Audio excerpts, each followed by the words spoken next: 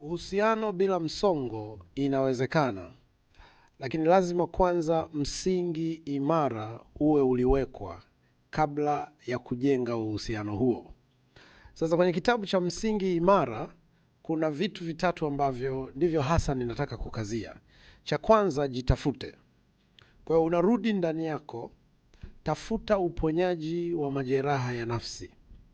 Lakini pia, je, unajua utambulisho wako, thamani yako na kusudi lako ndani ya Kristo Yesu? Hivi ni vitu ambavyo lazima uvitafute. Na cha pili ni kujiandaa. Uponyaji wa majeraha ya nafsi na kujua utambulisho wako ndani ya Kristo peke yake havitoshi.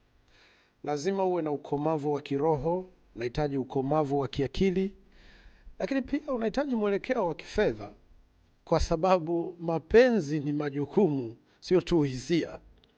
Na cha tatu ni jilipue. Jilipue ni lugha ya picha tu, nina maana ya maamuzi ya imani. Hautafika wakati uwe mkamilifu. Hautafika wakati kila kitu kiwe sawa. Inabidi ifike wakati tu fulani ufanye decision, mtu wa Mungu. Kwa ninachotaka kusema ni nini? Kinachohitajika sio ukamilifu, ni utayari.